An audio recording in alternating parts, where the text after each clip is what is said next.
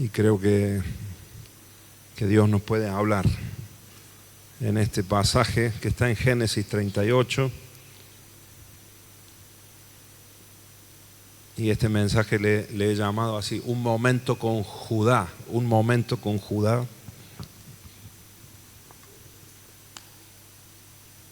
Y esta es una historia bastante curiosa de la Biblia, bastante rara, podríamos decir. Es rara por la historia en sí, pero también por el lugar que ocupa en la Biblia, porque es un capítulo 38 de Génesis, que está como es como si fuese fuera de lugar, porque en los capítulos anteriores y en los capítulos posteriores, la Biblia nos relata la historia de José. Primero José, la relación con su papá, toda la relación con Jacob y sus hermanos también, los inicios de su vida, hasta que los hermanos lo venden a José y pasa todo ese momento de la traición de sus hermanos. Y él llega a Egipto como un esclavo, pero en el medio de la historia de José, porque después en el capítulo 39 va a seguir la historia de José, todo lo que le pasó en la casa de ese general egipcio que se llamaba Potifar, lo que le pasó en la cárcel después, hasta que llegó José a ser levantado por Dios como el primer ministro de Egipto.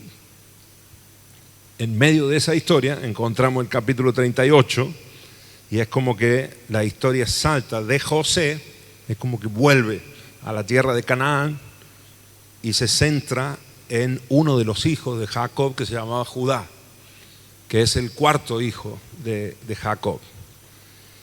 Y no cuenta mucho de Judá, pero cuenta esta parte de su historia, que no es muy bonito lo que él hace, lo que él vive, pero que nos puede dejar a nosotros una enseñanza poderosa.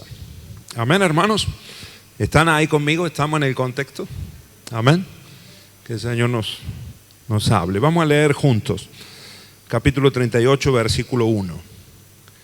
Dice así: en esos días Judá dejó su casa y se fue a Adulam, donde se quedó con estoy leyendo de la Nueva Traducción Viviente, ¿no? de la Biblia, para que la sigamos ahí. No sé si se acopla un poquito, no sé si se podrá, no sé, Diego, porque es como que tiene ahí un pequeño acople. Versículo 2, perdón, el 1 dice: se quedó con un hombre llamado Hira, o sea, un amigo de él llamado Hira, de Judá. Y allí vio a una mujer cananea, la hija de Súa, y se casó con ella. Fíjate que lo primero que cuenta acá es que Judá se casa con una mujer cananea, cosa que no era, que no debían, ¿no? Que no era costumbre en esos días de los patriarcas, que se casaran con mujeres de otros pueblos o de otra raíz. Nosotros sabemos que no era costumbre esto porque, por ejemplo, vemos que en el caso de Isaac, que fue el padre de Jacob, Isaac fue el abuelo de Judá, de José, de todos estos hermanos, y vemos en la historia bíblica cómo Abraham le buscó una esposa a Isaac y buscó a una doncella, a una mujer que fuese de su pueblo, que fuese de su familia. Amén. En este caso, se casa con una mujer cananea, la hija de Súa, se casó con ella. Cuando se acostaron, ella quedó embarazada y dio a luz un hijo y le puso por nombre Después volvió a quedar embarazada y dio a luz otro hijo y le puso por nombre Onán. Además, dio a luz un tercer hijo y lo llamó Sela. Cuando nació Sela, ellos vivían en Kesib. Con el transcurso del tiempo, Judá arregló que su hijo mayor, se casara con una joven llamada Tamar. Pero era un hombre perverso ante los ojos del Señor y el Señor le quitó la vida. Fíjense, hermano, qué malvado debe haber sido este muchacho, que el Señor le cortó la vida, ¿no? ¿Cómo habrá sido él con su mujer? Acá lo que nos dice es que Judá, porque en esos tiempos eran los padres los que arreglaban los casamientos de los hijos, y él había hecho que esta mujer, esta chica, Tamar, se casara con su hijo Er. Ahora, este Er era tan malvado, hermanos, que el Señor lo cortó de la tierra, le quitó la vida. No nos dice qué hacía, pero imaginémonos, hermanos, la maldad que había en este muchacho para que el Señor se lo llevara, ¿no? No nos dice la Biblia de otras personas. Antes de esto, lo único que nosotros vemos de un juicio así de Dios para con los hombres es el diluvio. En el capítulo 6 de Génesis, aquel momento en el que Dios envía un juicio así sobre los hombres. Y después de eso, no hay nadie que el Señor se haya llevado por causa de su maldad. Sin embargo, este muchacho sí, y lo deja establecido la Biblia. Así que imaginemos que esta mujer, esta chica, Tamar, que era su primer esposo, era su primer hombre, seguramente no la trató bien y debe haber sufrido bastante esta doncella, esta chica, con a tal punto que el Señor se lo termina llevando. Amén. Leemos un poquito más. Entonces Judá dijo a Onán, hermano de Er, cásate con Tamar, como nuestra ley exige al hermano de un hombre que haya muerto. Tú debes darle un heredero a tu hermano. Pero Onán, que era el segundo hijo, ¿verdad? Onán no estaba dispuesto a tener un hijo que no fuera su propio heredero. Por eso cada vez que tenía relaciones sexuales con la mujer de su hermano, derramaba el semen en el suelo. Esto evitaba que ella tuviera un hijo de su hermano. Así que el Señor consideró una maldad que Onán negara un hijo a su hermano muerto, y el Señor también le quitó la vida a Onán, ¿no? El segundo hijo, tremendo, ¿no? Los dos hermanos, el mayor y el del medio, mueren. En el caso de Er, por su maldad, no nos aclara bien qué, pero en el caso de Onán sí nos dice la Biblia por qué el Señor se lo llevó. ¿Por qué? Porque no quería darle descendencia a su hermano. Esta ley que nos habla acá la palabra, hermanos, era una costumbre antigua y en el pueblo judío, y de hecho después esta costumbre Moisés la escribe en la ley, y nosotros encontramos en la ley mosaica lo que se denomina levirato. Diga conmigo, levirato. Levirato es esto. El levirato era una ley que se establecía para estos casos, cuando una mujer quedaba viuda sin tener hijos. Entonces el hermano mayor, el hermano que le seguía al difunto, tenía que hacerse cargo de la esposa, de la mujer. Esto era, en primer lugar, esta ley estaba establecida para que ese hombre que había fallecido, su nombre no muriera con él. Entonces el hermano tomaba su lugar, la tomaba a la viuda como esposa, y tenía que darle un heredero. Entonces ese hijo recibía el nombre del difunto, entonces el nombre de ese varón podía continuar en su descendencia. Amén. Así que el hermano era el que le daba descendencia al que había muerto, al difunto. Era en aquellos días la costumbre, y era, hermanos, en el contexto bíblico, en el contexto de aquellos días, era tan importante tener un hijo para los matrimonios, que el nombre continuara, ¿no? Que no se cortara la generación en uno mismo, sino que siguiera, y eso era una honra para los papás, era una honra para las familias de estos días. Nosotros vemos muchos casos en la Biblia, ¿no? Como hay mujeres que se afligían enormemente por no poder tener hijos, por no darle un heredero o alguien que continuara con el nombre de la familia a sus padres. Y había mujeres como Ana, por ejemplo, que mi esposa ha predicado varias veces sobre ella, que no podía tener hijos, era estéril. Entonces era un lamento su vida. En el caso de esta mujer, imagínate, había estado casada, pero no pudo tener hijos con el primer marido, y ahora con este segundo marido, que de acuerdo a la ley Judá arregla ese segundo matrimonio y ahora es el hombre el que no quiere darle hijos a su hermano. Amén. Esto nos habla de un egoísmo de este varón tremendo. Nos habla también de que era un tacaño, era mezquino, porque también en la ley del levirato, además de, como dije en primer lugar, el objetivo de esta ley era que ese difunto, ese hombre que había muerto, pudiera tener descendencia. Además, el hermano que tomaba a la viuda por mujer tenía que hacerse cargo de mantenerla a la viuda. Y después también al hijo que le naciera le correspondía una parte de la herencia.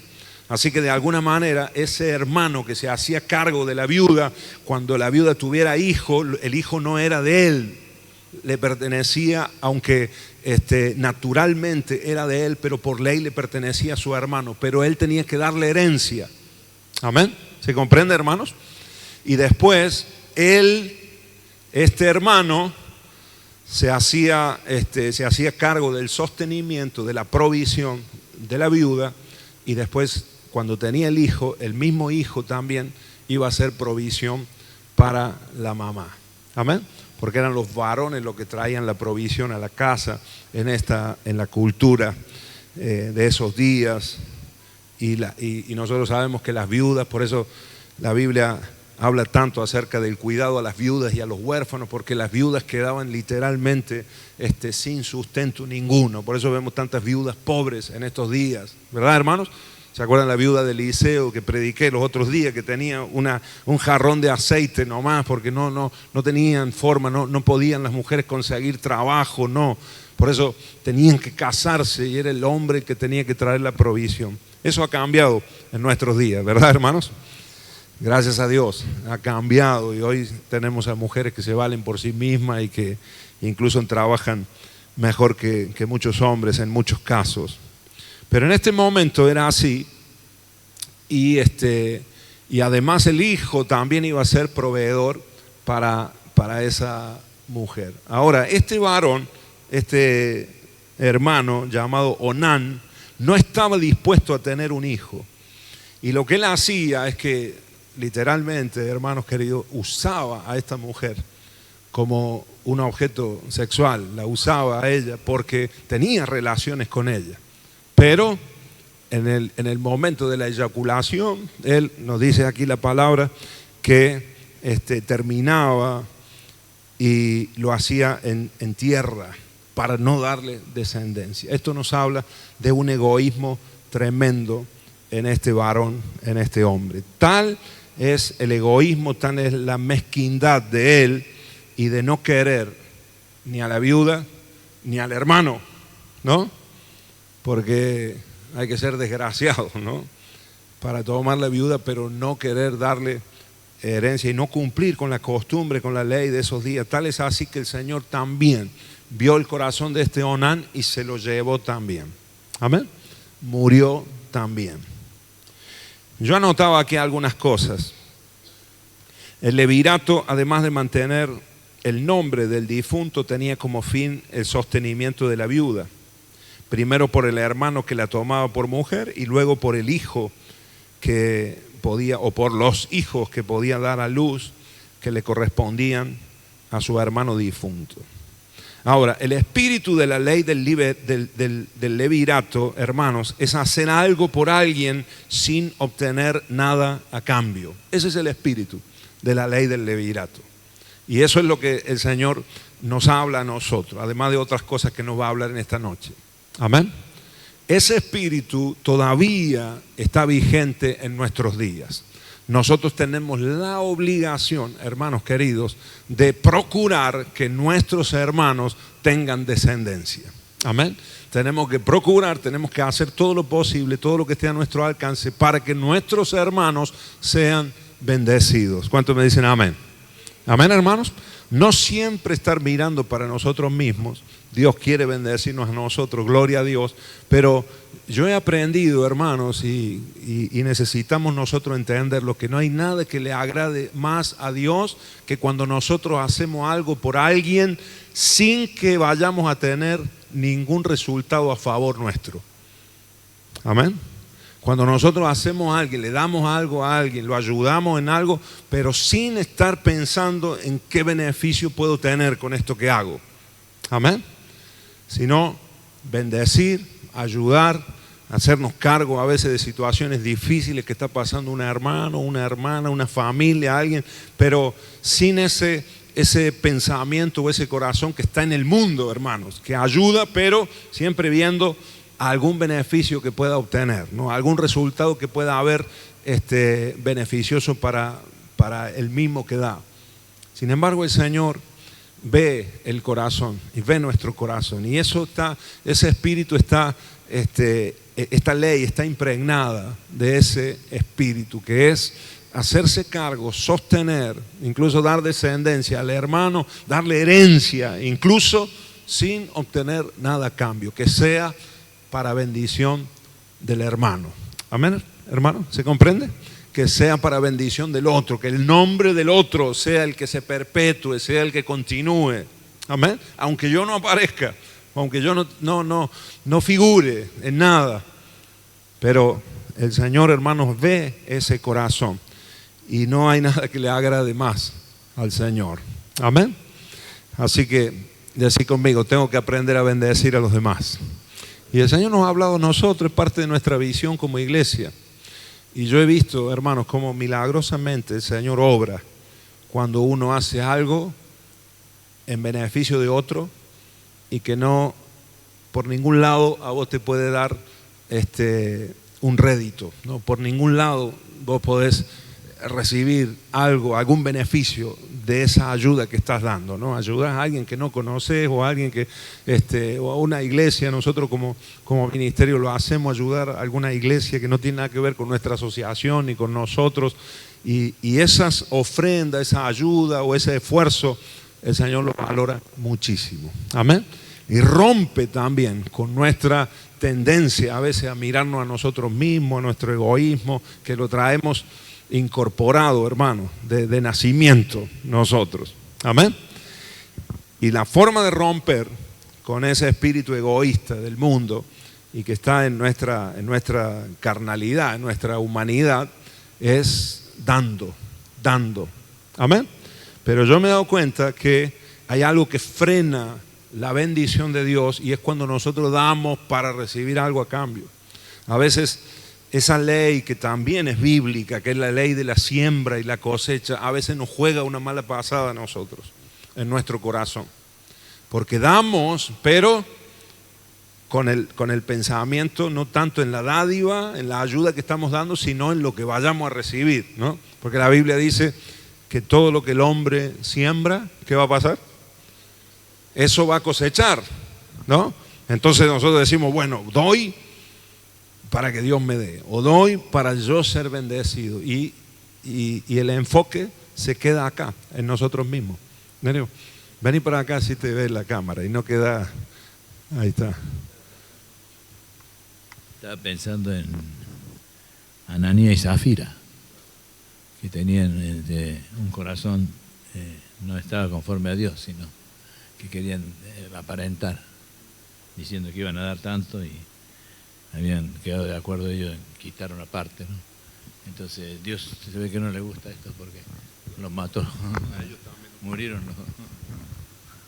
Ese Ananías y Zafira es un caso del Nuevo Testamento, ¿no? Algunos dicen, no, Dios en la ley, en el tiempo de la ley, ahora estamos en el tiempo de la gracia, pero Dios, hermano, está firme en esto. Amén.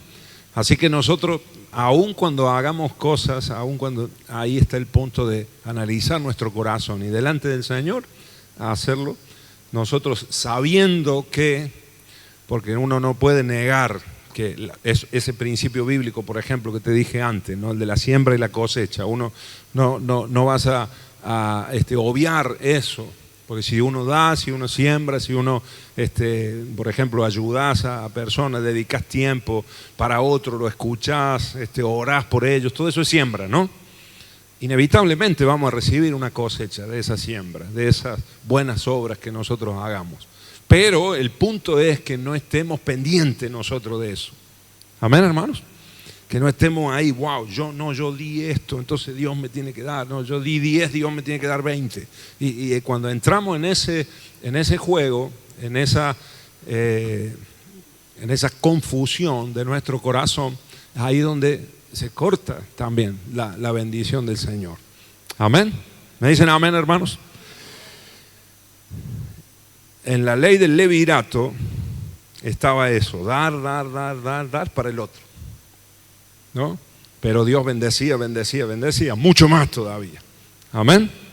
Entonces, lo vemos. Uno de los casos más resonantes de la Biblia es el caso de Ruth y de Booz, que como Booz tomó a Ruth. Él era el pariente más cercano, él no era hermano del esposo de Ruth que murió.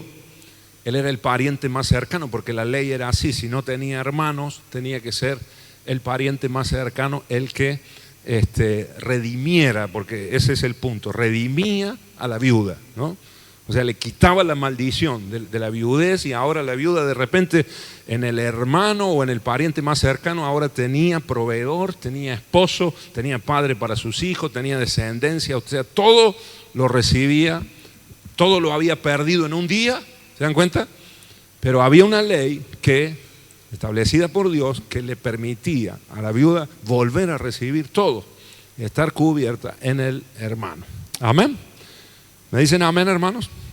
Ahora fíjense, este malvado Onán, que no quería darle descendencia a sus hermanos porque no quería soltar la herencia, no quería soltar un peso, un mango, ¿no? Para un hijo que no iba a ser reconocido como suyo. Amén. No quería que la viuda sea bendecida también. Por lo tanto, en esa actitud estaba deshonrando a su hermano. Y Dios lo ve, porque todo esto que pasaba en la relación sexual era en privado, nadie lo sabía, ¿no? Solo Tamar y Onán, pero Dios, que ve en el secreto, le cortó la vida también a este muchacho. Amén. Seguimos adelante, seguimos con la historia. ¿Están conmigo? Muy bien, esto es para hacer una película, esta historia. Así que el Señor consideró, versículo 10, ahí estamos, consideró una maldad que Onán negara un hijo a su hermano muerto, y el Señor también le quitó la vida a Onán. Entonces Judá le dijo a Tamar, su nuera: vuelve a la casa de tus padres y permanece viuda hasta que mi hijo Selá, que era el más chico, ¿no? Selá era el tercero que le quedaba a Judá. También Judá dijo: madre mía, esta mujer, me imagino yo al padre, digo, ya me ha matado 2 hijos, ¿no? La habrá culpado a ella probablemente, o habrá dicho: esta mujer, no sé, está engualichada, esta mujer algo tiene, ¿no? Que se casa con ella y se muere y me queda un hijo nomás.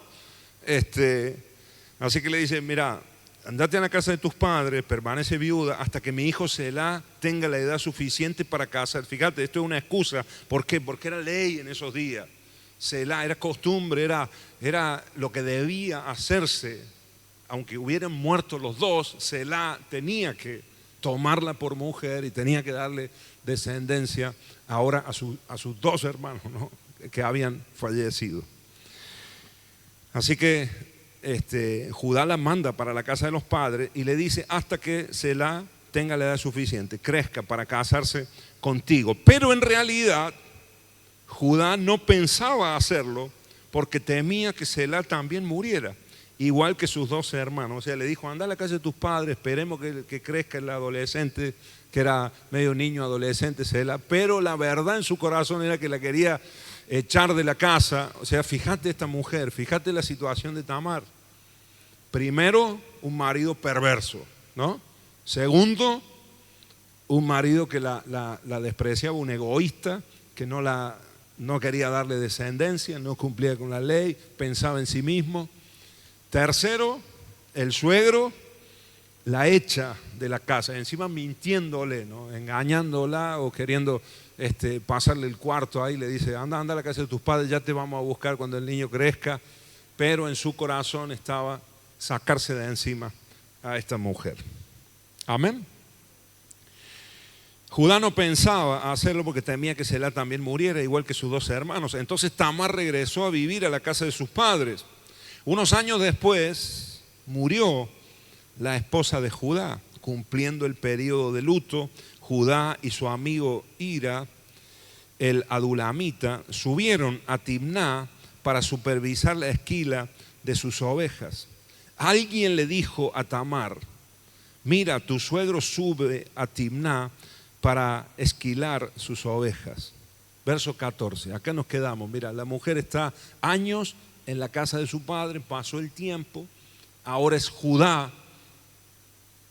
El padre es el que queda viudo, tiene el tiempo de luto, pero ahora se va a trabajar con las ovejas ahí, con su amigo Hira, que no se separaba de él, de este hombre, que no era una, según lo que dicen los eruditos, los estudiosos de la Biblia, no era una buena influencia, era un amigo de estos que siempre te llevan por mal camino, ¿no? Este Hira, amigo de Judá.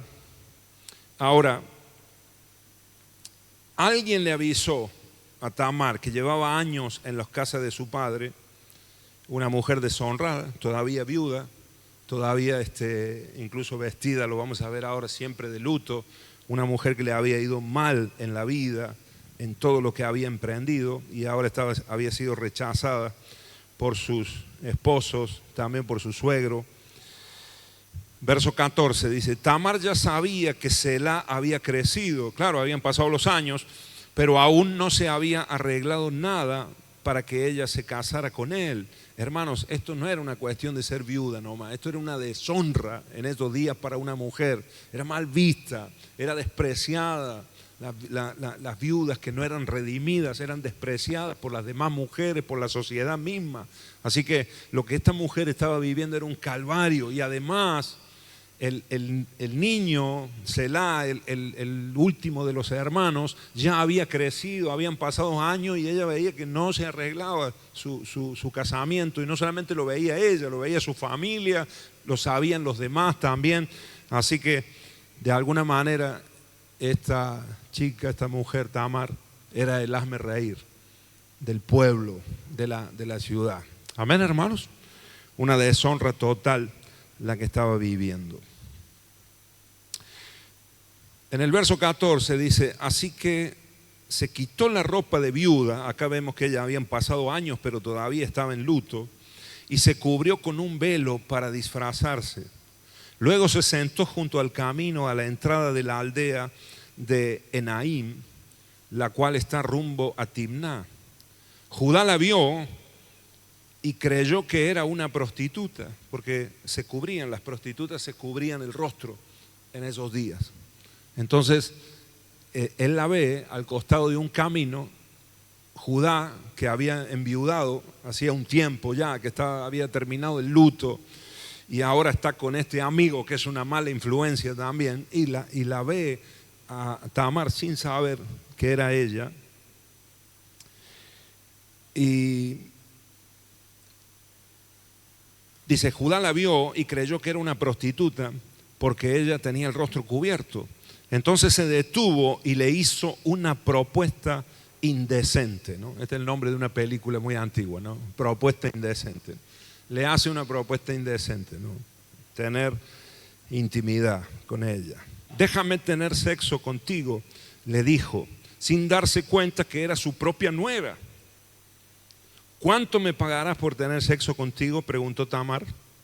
Te enviaré un cabrito de mi rebaño, prometió Judá. No lo tenía, no tenía plata, no tenía nada el tipo, cara dura, encima.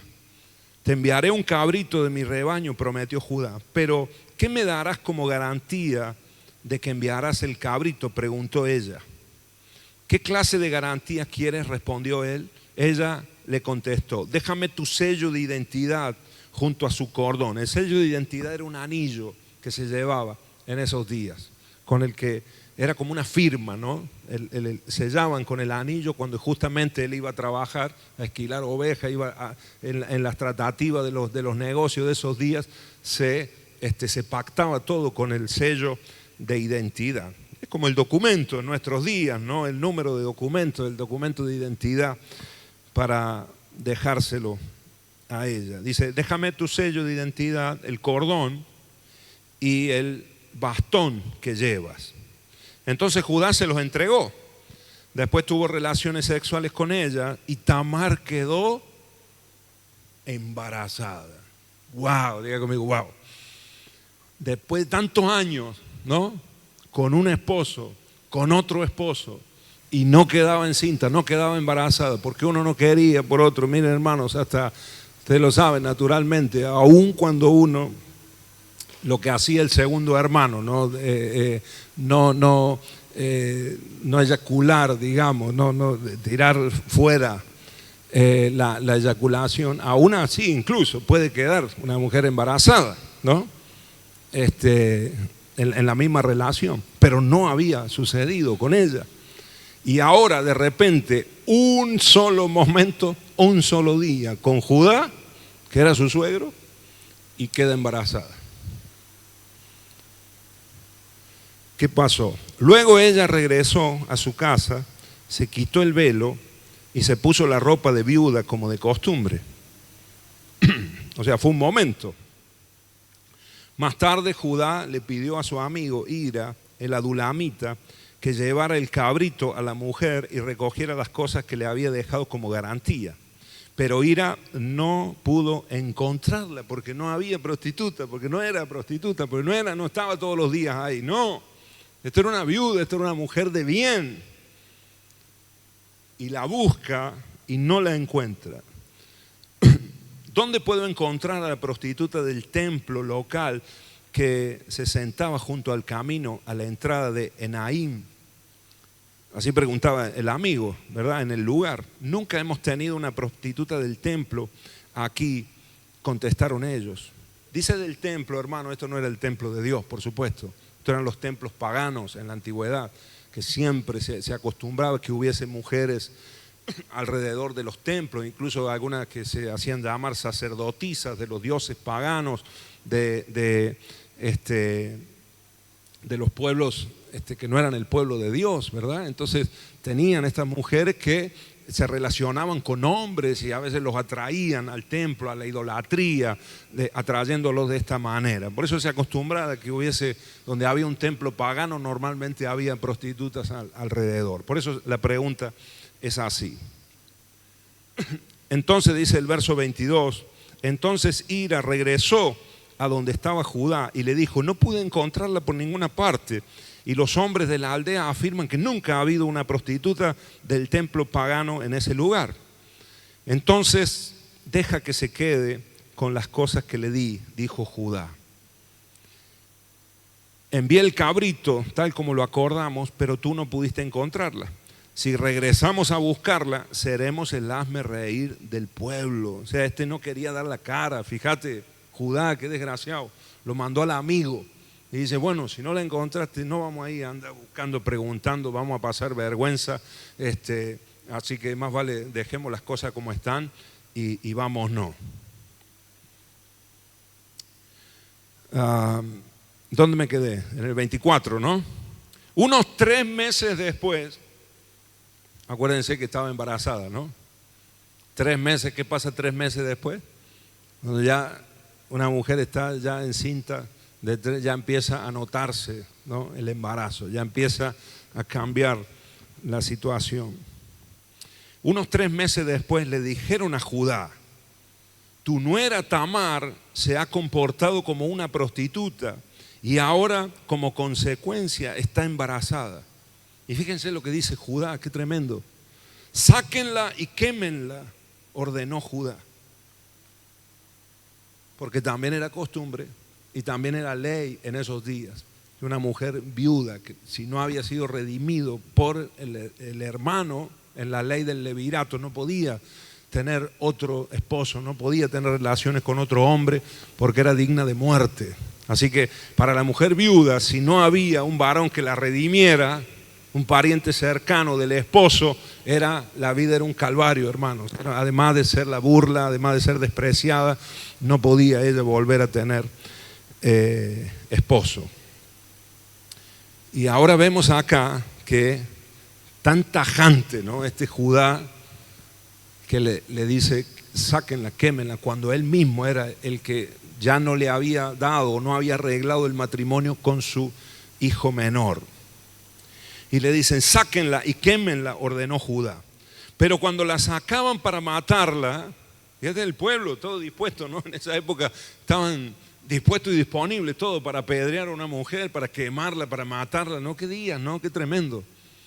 Y ahí todo el pueblo sacándola, ¿no? Parece que con una furia, con una violencia para matar a Tamar. Pero cuando la sacaban para matarla, ella envió el siguiente mensaje a su suegro: el dueño de estas cosas fue quien me dejó embarazada. Fíjese bien.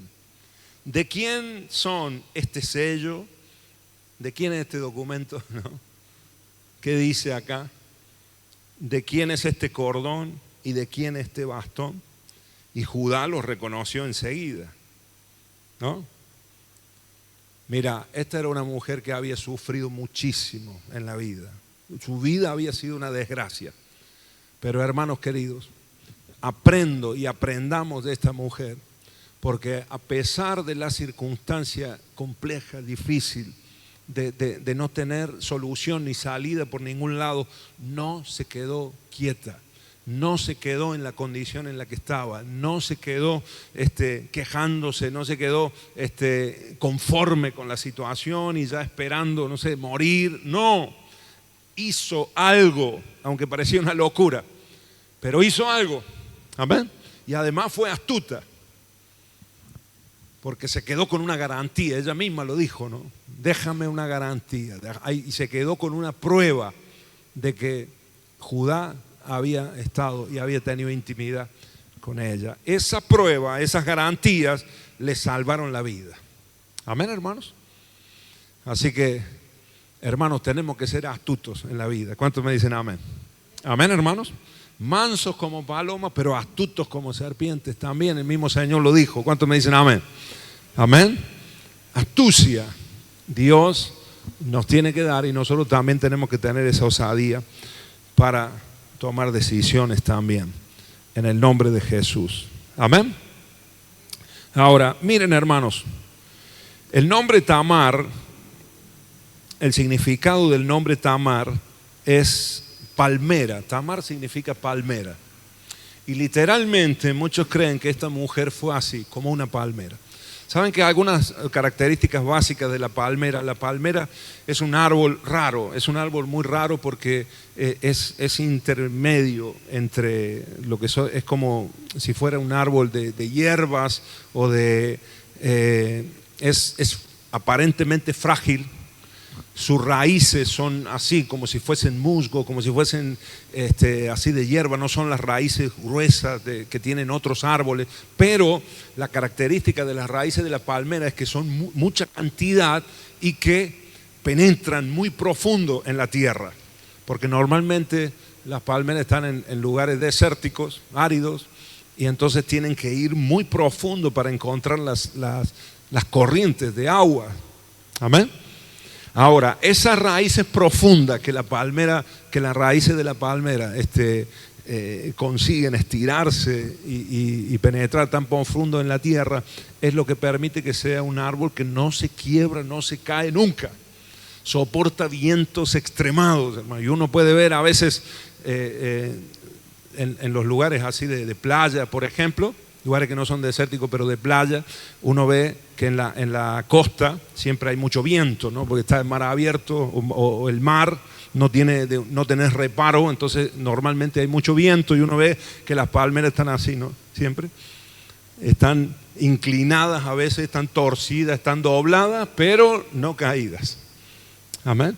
Y eso tiene que ver con las raíces. Esta mujer era una palmera. Había sufrido toda la vida y sin embargo seguía en pie. Amén. Esto nos habla, y el Señor me hablaba acá fuerte a mí, porque esta mujer, hermanos, representa a la iglesia también. A la iglesia viene gente muy golpeada. Yo no sé cómo llegaste vos al Señor, pero yo cuando vine a los pies de Cristo, hermanos, vine golpeado por decisiones propias, en mi caso. Pero cuando yo vine al Señor, cuando yo me entregué al Señor verdaderamente, vine golpeado, vine con problemas, con dificultades fuertes. Y yo creo que cada uno de nosotros, cuando hemos llegado al Señor, hemos llegado de esa manera. Creo que la iglesia está compuesta por gente que quizás que no pudiste dar fruto en la vida, no pudiste avanzar demasiado, quizás con muchas frustraciones, con muchas dificultades, a lo mejor en lo laboral, en lo familiar, en la infancia, quizás viviste situaciones que marcaron tu vida y que no te han dejado crecer, no te han dejado fructificar en la vida. Esta mujer era una mujer así. Amén. Sin embargo, vemos acá en la historia que quedó embarazada. Amén. Rara, de una manera muy rara, de una manera muy, como te dije antes, muy peculiar, ¿no? De una manera muy poco convencional. Pero el caso es que estaba de 3 meses, ¿sí o no? Estaba de 3 meses, ¿sí o no? Tenía un hijo en su vientre. Amén. Había fruto, había descendencia. Amén. En muchos casos, hermanos, estos son también la soberanía de Dios. Hay cosas que Dios hace que son humanamente o incluso para los cánones de la religiosidad. A veces hay gente que uno ve y dice, wow, es imposible que pueda ser un siervo de Dios, y mira la vida que ha tenido y cuántos testimonios hay, ¿no? De gente que el Señor los ha sacado de una cloaca de vida, de los vicios más fuertes, de la delincuencia peor, y el Señor los ha sacado de ahí, los hace siervos suyos y fructifican. Amén, hermanos. Ahora, este es un tipo de iglesia, nosotros podemos vernos ahí reflejados.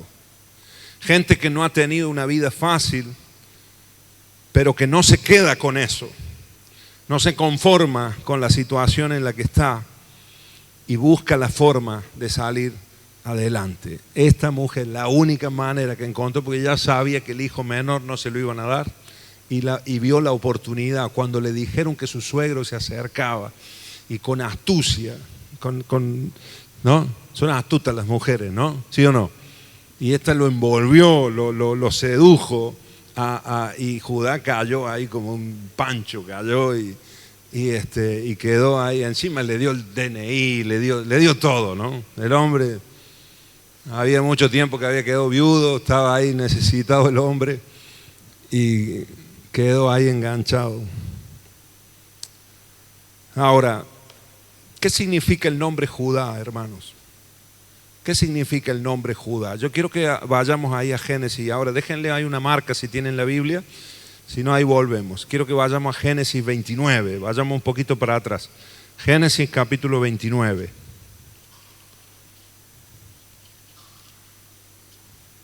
Génesis capítulo 29, versículo 31. Leamos desde ahí hasta el 35. Díganme amén si están ahí. Amén, ¿están? ¿O lo tenemos ahí? No, todavía no, ahí está.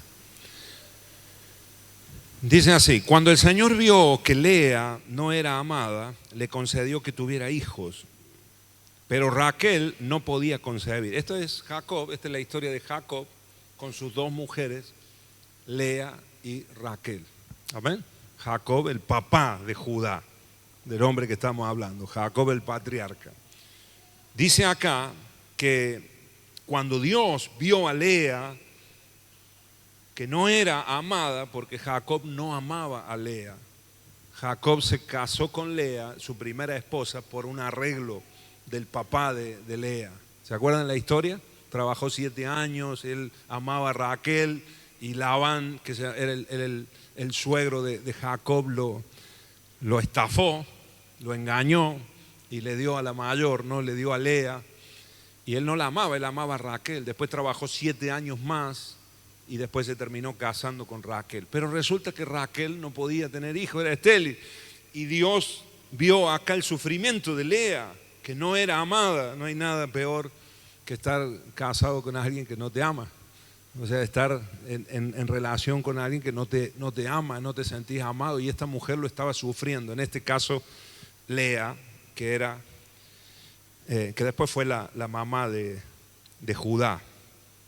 Pero veamos la historia. Dice, el Señor vio que Lea no era amada, le concedió que tuviera hijos, pero Raquel no podía concebir. Así que Lea quedó embarazada y dio a luz un hijo a quien llamó Rubén, que es el primero de los patriarcas, ¿verdad? De las 12 tribus de Israel, Rubén es el primogénito. Rubén, porque dijo, el Señor se ha dado cuenta de mi sufrimiento y ahora mi esposo me amará. Fíjate, Lea dice, ahora que tengo un hijo, mi esposo me va a amar. No me amaba porque ama a mi hermana, pero ahora que yo tengo un hijo y mi hermana no, ahora me va a amar. Y tuvieron a Rubencito. Verso 33. Al poco tiempo volvió a quedar embarazada y dio a luz otro hijo, a quien llamó Simeón, que era el segundo, ¿verdad? Porque dijo, el Señor oyó que yo no era amada y me ha dado otro hijo. Parece que con el primer hijo todavía Jacob no la amaba, ¿no? Y dice, ahora que tengo 2 hijos y el Señor me ha dado a Simeón, ahora sí, mi esposo me va a amar. Fíjate que viene vemos acá otra mujer también, que no fue rechazada como Tamar, pero sí Jacob hacía diferencia porque amaba a Raquel. ¿En qué versículo me quedé? 34. Después quedó embarazada por tercera vez y dio a luz otro hijo a quien llamó Leví, porque dijo, ciertamente esta vez mi esposo sentirá cariño, por lo menos no me ame, pero cariño por mí, ya que le he dado 3 hijos. Y aún así, nada cambiaba a Jacob, que estaba perdida y locamente enamorado de Raquel y no de Lea, aunque era Lea la que le daba hijos y Raquel no. Pero el verso 35 dice, una vez más Lea quedó embarazada y dio a luz otro hijo a quien llamó Judá. Acá aparece, acá nace Judá, el personaje que estamos aprendiendo hoy. Porque dijo, ahora alabaré al Señor. Y entonces dejó de tener hijos. Amén. Algo pasó en la vida de Lea cuando tuvo a Judá. Porque los 3 hijos anteriores que ella había tenido era un reclamo y ella buscaba el amor del marido.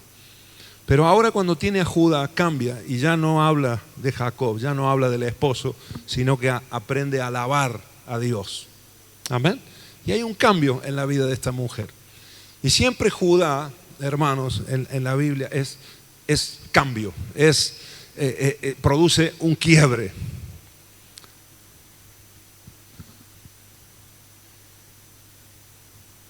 Y Judá significa lo que dice acá este versículo, ahora alabaré al Señor. El nombre Judá significa alabanza. Amén. Diga conmigo, alabanza. El nombre Judá significa eso, honra al Señor. Parece que Lea en este momento dejó de poner los ojos en su marido y dijo, aunque mi marido me tenga en poco, no me quiera, quizás me aprecia, porque soy mamá de 4 hijos ya suyos, pero no me ama. Entendió que Jacob amaba a Raquel, pero ella dijo, aún en esta condición, en esta situación, yo voy a alabar al Señor. Y ella decidió alabar a Dios. Amén. La alabanza, hermanos, al Señor es una decisión de nuestro corazón. Y no tiene que ver con las circunstancias que nosotros vivimos. Amén. Porque a veces hay circunstancias que vivimos, tiempos que pasamos, donde nos vienen ganas de alabar a Dios, porque nos pasan cosas buenas. Pero ¿qué hay de los momentos cuando no nos pasan cosas buenas? Cuando vienen malas noticias. En situaciones como esta, cuando hay desprecio, cuando hay humillación, cuando vivimos injusticias, ¿qué vamos a hacer nosotros en esos momentos? Lea, durante 3 embarazos, durante 3 periodos, no entendía, no podía alabar a Dios porque estaba centrado en lo natural y en el amor de una persona. Hay mucha gente, hermano, en nuestro día que está centrada en eso, en la aceptación o el cariño, el amor de otras personas. No me reconocen, no me aceptan, no me encuentro, ¿no? Y no alaban a Dios. por lo que Dios está haciendo en su vida, por lo que el Señor ya hizo, la salvación, etcétera, etcétera. Las cosas pequeñas que Dios nos da, pero que son importantísimas para nosotros. Y no hay alabanza en su vida, hay queja. Lea se quejaba siempre de Jacob. Ahora ella entiende, cuando tiene a Judá, y por eso le pone ese nombre, que ella va a alabar a Dios, haga lo que haga Jacob. Así que ella en este momento fue libre de esa situación. Amén. Porque la alabanza, hermanos queridos, nos libera. Amén. Decid conmigo, la alabanza me libera de las circunstancias difíciles que estoy pasando. ¿Cuántos me dicen amén? Amén, hermanos. Por ejemplo, por poner un ejemplo práctico y conocido, cuando Pablo y Silas alabaron a Dios, aún estando en la cárcel, eso produjo una liberación, ¿sí o no? Literalmente, hermano, las puertas de las cárceles se abrieron. Cuando nosotros decidimos alabar a Dios en nuestra vida, honrar al Señor, adorar a Dios, seguir dándole gloria al Señor, aunque estemos pasando una situación mala o difícil, o que no sea como nosotros queremos, o lo mejor para nosotros, aunque haya un diagnóstico del médico terrible, cruel, como el que vivimos nosotros la semana pasada como familia, ¿verdad? Recibimos un diagnóstico de mi mamá, ya lo he contado, ¿verdad? En el grupo de la iglesia, pero el martes a la noche, hermano, fue duro para nosotros, para mí personalmente, creo que para toda la familia, ¿verdad? Fue duro. Las palabras de esa doctora fueron duras en cuanto a mi mamá. Pero bueno, el miércoles había que levantarse, ¿no? Y hay que seguir. ¿Y qué vamos a hacer? Y oramos con ella misma. Y dando gracias a Dios, alabando al Señor. Amén. Pase lo que pase, venga lo que venga, no vamos a dejar de adorar a Dios, no vamos a dejar de honrar a Dios. ¿Cuántos me dicen amén? Amén, hermanos. Gracias a Dios, el viernes recibimos otro diagnóstico, ya, ¿no? Y literalmente, en palabras de la doctora, se la dijo a mi hermana, a Cookie, dijo, ¿qué pasó? Le dijimos, ¿qué pasó con lo del martes? Que el viernes cambió. Dice, cambió el diagnóstico. No sabemos qué pasó, pero cambió el diagnóstico. Amén. Y mi mamá, que aparentemente tenía una ramificación del cáncer, hoy en día estamos tratando la vesícula, ¿no? Solamente, otra cosa, nada que ver. Amén. Gloria a Dios. Amén.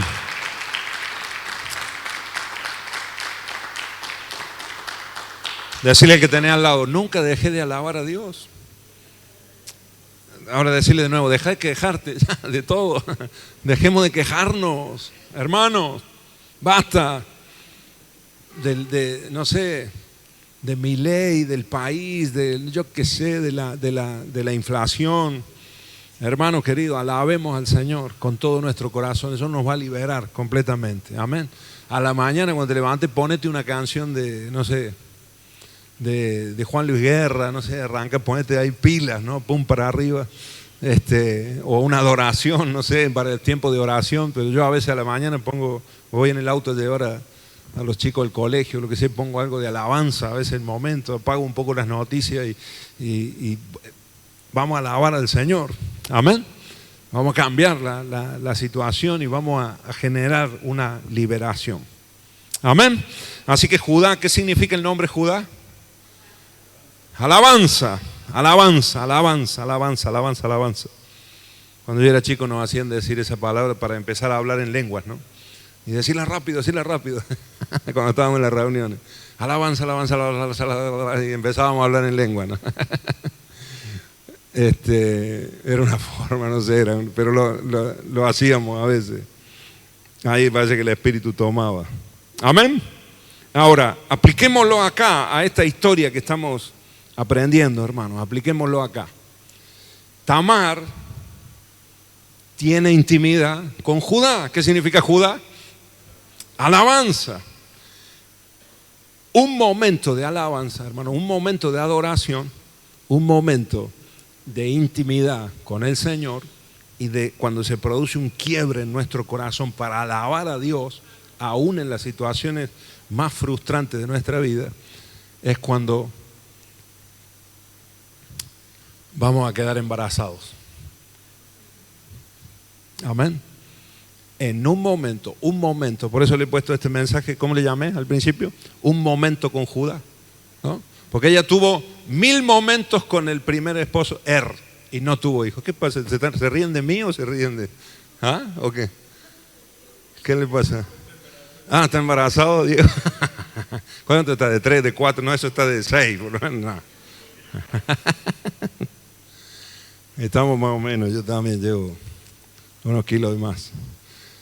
Un momento con Judá y quedó embarazada. 1000 momentos con el primer hijo, no hubo hijos. Con el segundo, tampoco. Ahora, una noche con Judá, una sola noche. Parece que Judá tenía un punterión tremendo, ¿no? Una noche con Judá y quedó embarazada. Amén. Que era su anhelo, era su deseo, ¿verdad? Darle descendencia a su esposo. Un tiempo de alabanza lo cambia todo. Anota esta frase que te dejo ahí como principio. Un tiempo de alabanza en intimidad con el Señor lo cambia todo en tu vida. Amén. Un momento con el Señor nos transforma la vida y se gestan allí los propósitos de Dios para el futuro de nuestra vida. Ese hijo era para ella su salvación. Ese hijo fue para ella su salvación. Amén. Descendencia para su esposo, iba a honrar el nombre de su esposo. También iba a haber provisión, porque ahora Judá se iba a tener que hacer cargo de esa mujer, ¿sí o no? ¿Se dan cuenta por qué la garantía? ¿Se dan cuenta de la astucia de la mujer? Dijo, a mí me van a echar de la familia. No se quedó, hermano, no te quedes, decirle que tenés al lado, no te quedes en tu situación.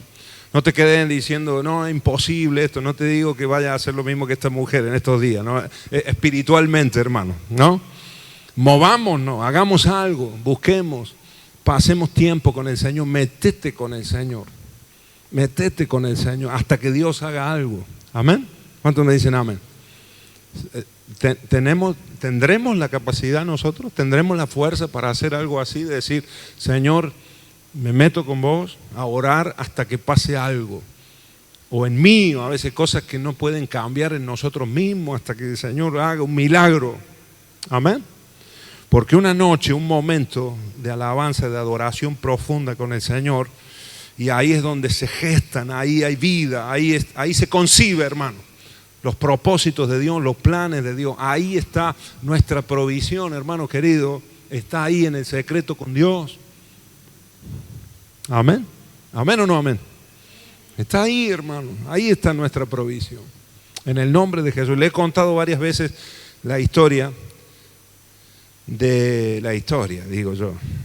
algo que me pasó cuando en un momento que yo no conseguía trabajo. ¿Se acuerdan? Les he contado alguna vez esa historia. Era jovencito yo, pero no conseguía trabajo. Tuve como 6 meses sin trabajar. Y estaba ahí que no encontraba, repartía currículum por todos lados y un día, un martes a la noche, no me olvido nunca, vivíamos nosotros en la iglesia, ahí donde viven pastores Max y Dayana ahora, vivíamos ahí con mis padres y yo me metí en mi pieza un martes a la noche porque estaba buscando trabajo, de verdad, o sea, había entregado un montón de currículum, levantándome, etcétera, en el diario en esa época, ¿no? Buscábamos en el diario la oportunidad de trabajo. Y una noche me metí con el Señor y me puse a orar, porque estaba frustrado, no sabía. Y me puse a orar. Y me quedé ahí y le dije al Señor, Señor, no me voy de acá hasta que vos no hagas algo. Y estuve ahí, no sé cuánto, estuve como 2 o 3 horas con el Señor, orando. Y en esa oración yo le dije al Señor, Señor, si vos me das un trabajo en esta semana, yo te voy a dar, hice un pacto con el Señor, dije, te voy a dar la mitad de mi sueldo hasta fin de año, o sea, de lo que gane en ese trabajo, la mitad lo voy a dar para tu obra hasta fin de año, y estábamos a mediados de año, así que me quedaban como 6 meses, ¿no? Hasta fin de año. Así que fue un martes a la noche, no me olvido nunca por cómo el Señor respondió. No te digo que el Señor te vaya a responder igual, pero algo va a pasar si nosotros pasamos tiempo con el Señor. Amén. Y yo me acuerdo que estuve ahí metido y honrando, adorando al Señor, alabando a Dios, y me surgió eso, se gestó ese compromiso con el Señor en ese momento. Así que resumiéndoles la historia, eso fue un martes a la noche, el día miércoles a la mañana. A mí me llamaron para trabajar de un lugar, una estación de servicio, que trabajé como 4 años ahí, o 5 años, no me acuerdo, en esa estación de servicio. Amén. Y me llamaron el miércoles a la mañana, y yo me había ido al centro a entregar otros currículos, no había celular en esa época, así que cuando uno se iba de la casa, los padres te decían adiós y uno no sabía más nada del hijo, ¿no? Hasta que volviera al mediodía o a la tarde. Así que yo me vine al centro y llaman al fijo de mi casa, 484-4822, ¿no? Ese era el fijo de nuestra casa, 484-4822, ¿no? Me llaman ahí, imborrable, ¿no? Esos números, ¿no? Me llaman ahí y la llaman a mi mamá, la que estaba ahí en mi casa. ¿Y cómo me llamaba mi mamá? Y dice, a las 2 de la tarde, o sea, el miércoles a las 2 de la tarde me tenía que presentar, afeitado, tal, y mi mamá, ¿a dónde me llamaba? Si yo andaba en el centro. Así que rogando que volviera a casa. Y yo volví a casa como a la 1, 2 y media, por ahí vuelvo, cuando ya pica, cuando ya pica el bagre, ¿no? Cuando los hijos empiezan a volver a la casa. Vuelvo a esa hora y cuando llego dice mi mamá, anda a afeitarte, anda a cambiarte, que te llamaron. Así que me fui. Y ese día empecé ahí a trabajar de las 2 hasta las 10 de la noche y ya no paré. Amén. Un pequeño pero para mí fue significativo, porque fue una respuesta del Señor a un momento de oración, un momento de búsqueda, cuando ya no sabía más nada que hacer. Así como ese, un montón de otras veces donde el Señor ha obrado. Por ejemplo, el año pasado, hermanos, no quiero ser autorreferencial de hablar de mis, pero a lo mejor te sirve como experiencias prácticas y sencillas. Pero el año pasado yo me aparté 2 días para estar con el Señor, en febrero del año pasado. Y en esos 2 días yo sé, porque Dios me habló, que en esos 2 días se gestó esta iglesia. Porque ahí el Señor, en esos 2 días que yo me aparté al campo, a mediados de febrero del año pasado, del 2023, fue donde el Señor me habló de la iglesia nueva que se iba a hablar, y el Señor me habló de un nuevo pastorado, etcétera, etcétera, unas palabras que el Señor me dio. Y cuando yo volví de esos 2 días, pasaron 15 días o 10 días y ya teníamos este lugar, y en ese mes de marzo, el 25 de marzo del 2023, inauguramos esta iglesia. Amén. Algo se gestó en esos 2 días donde yo me aparté para adorar a Dios, para alabar al Señor, para estar con el Señor. Amén. Un momento con Judá va a producir hijos. ¿Cuántos me dicen amén? Dale un aplauso al Señor si lo crees. Aleluya. Sí, Señor. Amén.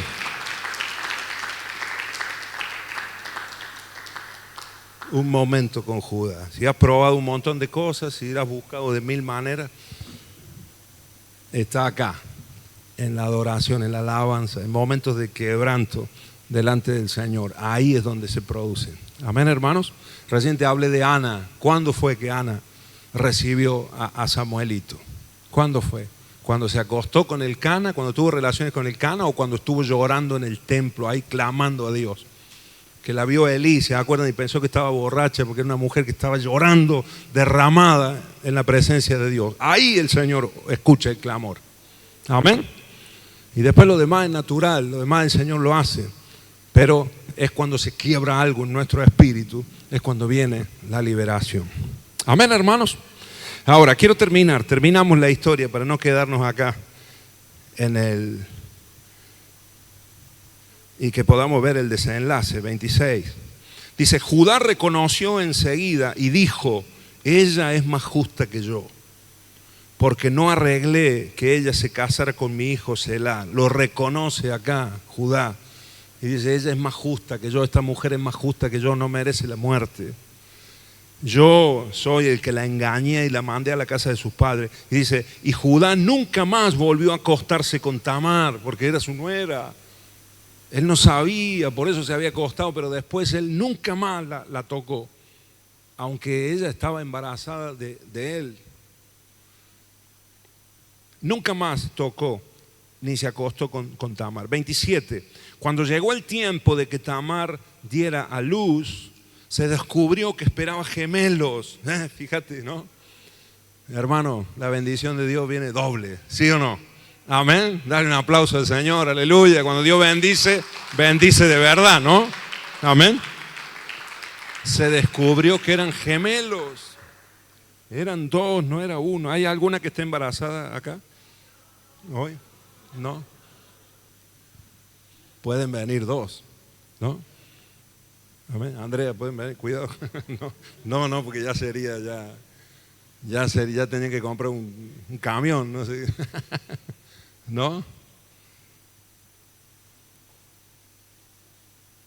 Cuando llegó el tiempo de que Tamar diera luz, se descubrió que esperaba gemelos. Durante el parto, uno de los niños sacó la mano, entonces la partera le ató un hilo rojo en la muñeca, se acostumbraba en esos días para saber cuál era el primogénito. Le ató un hilo en la muñeca y anunció, este salió primero.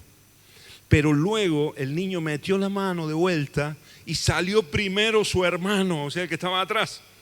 Salió primero. Entonces la partera exclamó, vaya, ¿cómo hiciste para abrirte brecha y salir primero? O sea, el que no tenía el cordón en la mano, porque hay un bebé, hay uno de los niños que saca la manito, le atan el cordón y cuando vuelve a entrar para hacer fuerza, para salir, el otro, el segundo, ¡wow! No sé cómo lo hizo, pero salió primero. Y sale primero el segundo, el que no tenía el cordón. La partera ahí se maravilla y exclama, vaya, ¿cómo hiciste para abrirte brecha y salir primero? Y lo llamaron Fares, que Fares significa el que abre brecha, el que abre camino, significa también ruptura. Fares, hermanos queridos, es el que rompe, abre camino. Yo te digo, hermano, y el segundo hijo le llamaron Sera, que al final nació segundo, el que iba a ser primero nace segundo, le llaman Sera. Pero Fares, hermanos, significa esto, uno que abre camino, uno que abre brecha, uno que rompe. Amén. Saben que cuando nosotros pasamos tiempo de calidad con el Señor, de alabanza con Dios, lo que se gesta en nosotros nos va a abrir un camino nuevo. Amén. Lo que Dios va a producir en nosotros te abre un camino distinto. Y aquello que para vos era una muralla, tus frustraciones, tu imposible, la vida que tuviste hasta ahora, para esta mujer, hermanos queridos, el tener hijos era ya algo imposible. La vergüenza, la burla, etcétera, etcétera, todo lo que había vivido, toda la desgracia que había vivido en su vida. De repente está rompiendo ese muro, está rompiendo esa montaña delante de ella, se está moviendo. Amén.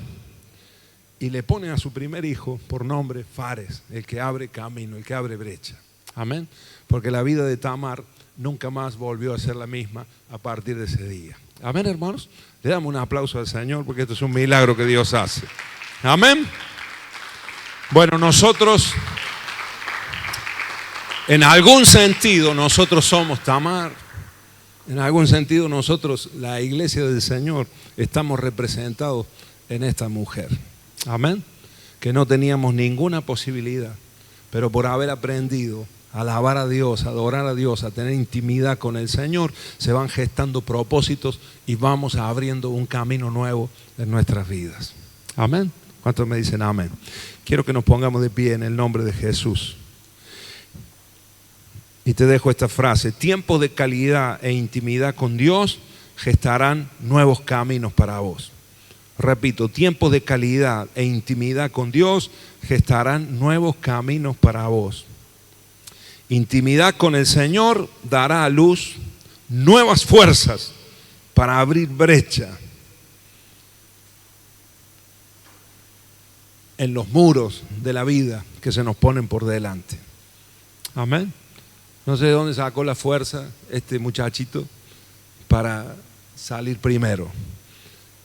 Bueno, me hace acordar a la historia también de Jacob y Esaú, ¿no? Que nacieron, uno lo agarró parece que los niños tienen ese tema, ¿no? A ver quién sale primero en el vientre, ¿no? Y sale uno agarrado del talón del otro queriendo agarrarlo. En estos días que era tan importante ser el primogénito, ser el primero. Amén. Así que se va a abrir camino, hermanos. Ahora tenemos que aprender a alabar a Dios de otra manera. Amén. ¿Cuántos me dicen amén? Una noche con Judá va a producir mucho más que 1000 noches en otro lugar, que intentándolo de 1001 otras maneras, en nuestra fuerza, en nuestra forma, en nuestros planes, intentándolo como el mundo nos dice o como nosotros pensamos. Un momento en la presencia de Dios produce un quiebre y se abre brecha, hermano, se abre brecha. Amén. Y vas a avanzar en el nombre de Jesús. Capaz que hay un muro que no te está dejando avanzar, capaz que sea algo interno, no sé, a veces la mentalidad también nuestra, y el Señor la tiene que romper ahí en un derramamiento en su presencia. Amén. Y el Señor bendijo a Tamar. De hecho, hermanos queridos, nosotros sabemos que el Señor Jesucristo, Él es del linaje de Judá. Él es el león de la tribu de Judá. Amén. O sea que, y el linaje de Jesús viene por este muchachito, por Fares. ¿Quiere que lo leamos juntos? Mateo capítulo 1. Lo confirmamos ahí. Si lo tenemos, mira en el proyector, Mateo capítulo 1, los primeros versículos. No sé exactamente cuál, pero ahí en los primeros versículos dice: el siguiente es un registro de los antepasados de Jesús, el Mesías, descendiente de David y de Abraham. Abraham fue el padre de Isaac, Isaac fue el padre de Jacob, Jacob fue el padre ¿de quién? De Judá y de sus hermanos. Judá fue el padre ¿de quién? De Fares, el que abrió brecha, ¿no? El que la partera no supo cómo hizo, pero se abrió brecha. Amén. La gente no va a saber cómo hizo para avanzar, cómo hizo para salir adelante. No lo sabemos. Se va a maravillar la gente de los caminos que vamos a abrir, hermanos queridos, nosotros como iglesia. ¿Cuántos me dicen amén? ¿Lo crees conmigo? Amén. Y dice, y fue padre de Fares y de Sara. La madre fue Tamar, y la nombra acá a Tamar. En la genealogía de Jesús, la Biblia la nombra y perpetúa acá el nombre de Tamar. Una mujer desgraciada, una mujer que no le salió nada en la vida, pero pasó una noche con Judá. Amén. Y le cambió la vida. Y Tamar, esa palmera que estaba así, pero no la pudieron quebrar, no la pudieron doblegar. Una mujer de fe que peleó por lo suyo. Amén. Y el Señor le exaltó en el nombre de Jesús. Que nosotros seamos una iglesia así, que sabe tener intimidad con Dios. Amén. Se van a gestar los propósitos de Dios y Dios nos va a dar hijos, nos va a dar frutos, nos va a dar descendencia abundante acá en Córdoba, en otras provincias y en las naciones, si Dios lo quiere así. Amén. En el nombre de Jesús. Oramos juntos, oramos en el nombre de Jesús. Gracias, Padre Celestial, gracias por tu palabra, Señor, y quiero bendecir a la iglesia hoy, Señor. Bendigo a la iglesia. En muchos puntos nos sentimos identificados con esta mujer, Señor. Es un tipo de la iglesia, Señor, que cuando venimos a ti no teníamos nada, Señor, ninguna esperanza, ninguna posibilidad. Pero tú nos has levantado, nos has rescatado, Señor. En el nombre de Jesús, en el nombre de Jesús. Queremos aprender a alabarte, Señor, con todo el corazón. Acá como iglesia, Señor, en tiempos de alabanza, de adoración, de ministración, en los tiempos de reuniones, Señor, pero también en nuestras casas, Señor, que fluya la alabanza en medio de nosotros, Señor. Queremos dejar a un lado todo lo negativo, Señor, que escuchamos por tantos medios, Señor, pero que brote de nuestro corazón una alabanza genuina y verdadera para ti, Señor, en el nombre de Jesús, y tu gloria se vea en nuestra vida, en el nombre de Jesús. Quiero hablar palabras de vida sobre ustedes, hermanos, los que estamos acá, en el nombre de Jesús. Se van a gestar propósitos de Dios maravillosos que nos van a sorprender y van a sorprender a otros también. El Señor va a producir acá propósitos El Señor va a gestar en medio de nosotros un camino nuevo, un futuro diferente para nosotros, en el nombre de Jesús, en el nombre de Jesús, en el nombre de Jesús. Adoremos al Señor un momento. Si querés levantar las manos ahí al cielo y alabamos al Señor. Te adoraré. Aquí está